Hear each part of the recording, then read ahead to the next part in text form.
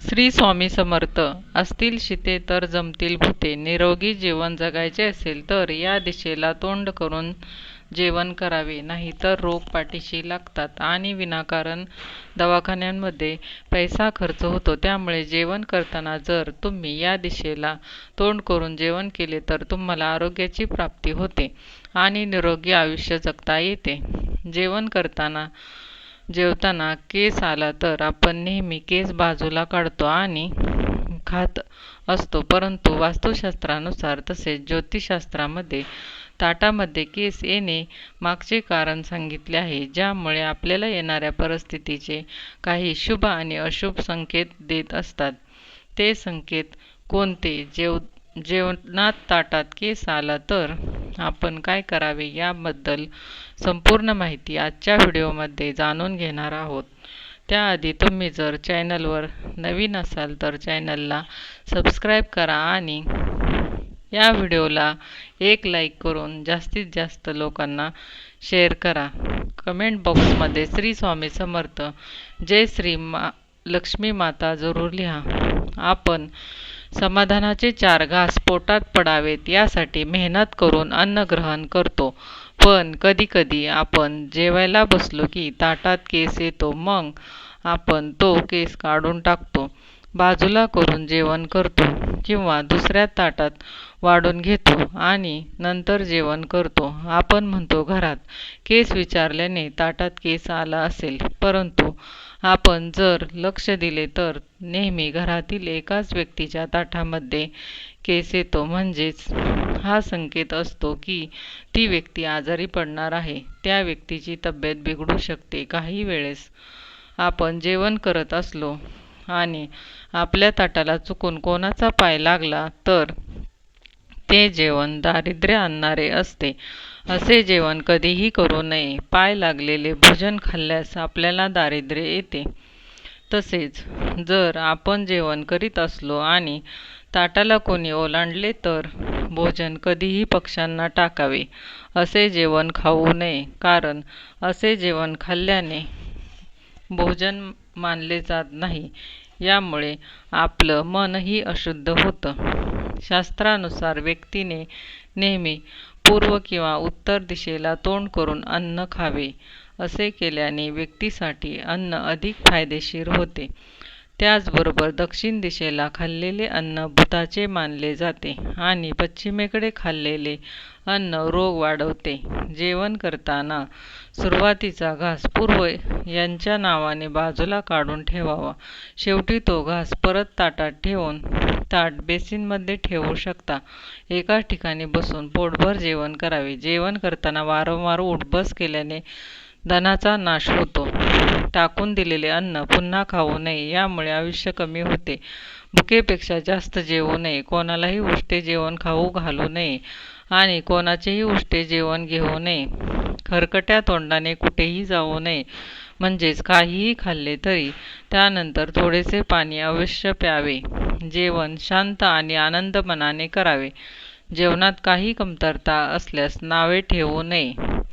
पती व पत्नी जर एकाच ताटात जेवण करत असतील तर अशुभ असते. पती पत्नीचे एका ताटात जेवणे म्हणजेच मद्यपान करण्यासारखे आहे. त्या व्यक्तीच्या आरोग्यावर दुष्परिणाम होतो. आणि जर जेवण करताना केसांचा गुच्छ जर जेवणाच्या ताटात आला तर समजावे की त्या व्यक्तीवर खूप मोठे संकट येणार आहे. खूप मोठ्या संकट येण्याची धोक्याची घंटा आहे. मुलगी जोपर्यंत वडिलांच्या घरी आहे तोपर्यंत मुलीने वडिलांसोबत ताटात जेवण करावे. त्यामुळे पित्याचा कधीही अकाली मृत्यू होत नाही, मृत्यूपासून संरक्षण होते. म्हणूनच जोपर्यंत मुलीचे लग्न होत नाही तोपर्यंत मुलीने तिच्या पित्यासोबत बसूनच जेवण करावे.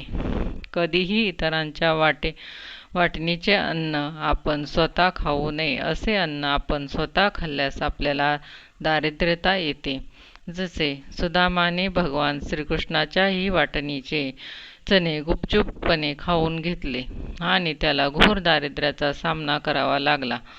आपल्या भोजनातील पशुपक्षी यांचा भाग त्यांना देऊन टाकावा, मग आपण ग्रहण करावे. त्यांच्या वाटेचे अन्न कधीही खाऊ नये. सर्वांना वाटून मिळून मिसळून भोजन केल्यास आपल्याला त्याचे पुण्य मिळते. देवी लक्ष्मी आपल्यावर प्रसन्न होते. वास्तुशास्त्रानुसार तुटलेल्या फाटलेल्या ताटामध्ये जेवण करणे अशुभ मानले जाते.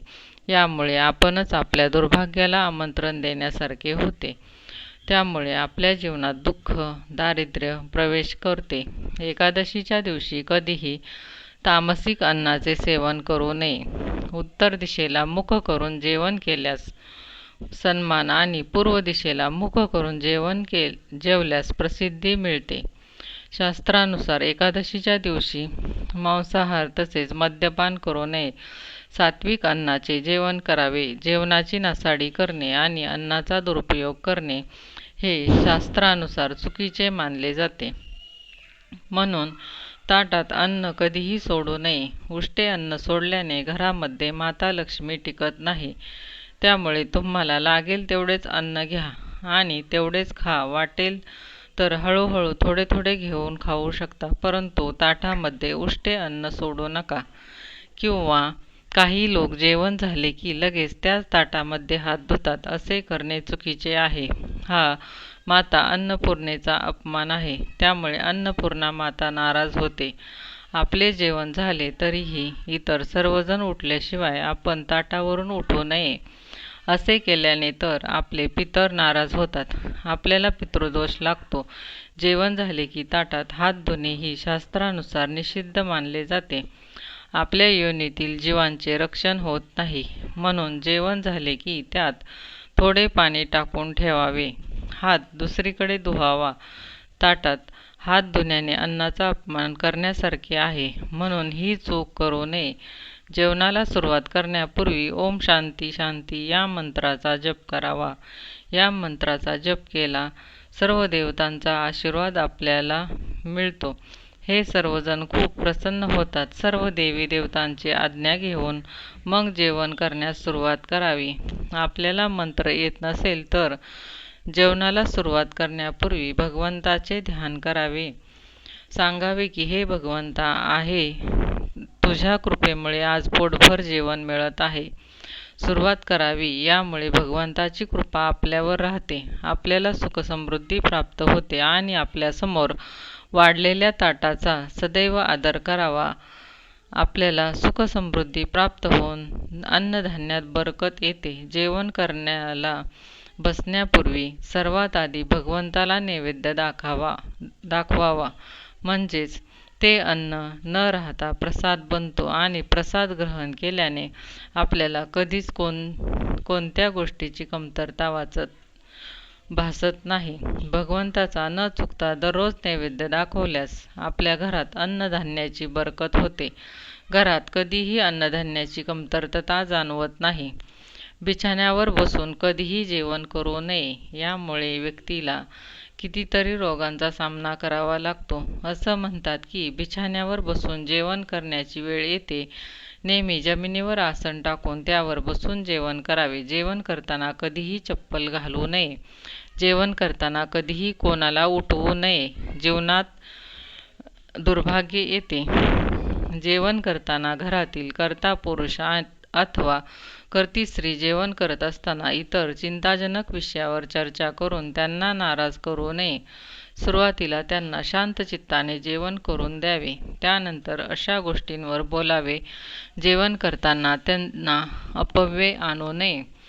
हा माहितीपूर्ण व्हिडिओ तुम्हाला आवडला असेल तर व्हिडिओला एक लाईक करून जास्तीत जास्त लोकांना शेअर करा. तसेच कमेंट बॉक्समध्ये जय श्री स्वामी समर्थ अवश्य लिहा. संपूर्ण व्हिडिओ पाहिल्याबद्दल मनापासून धन्यवाद. श्री स्वामी समर्थ.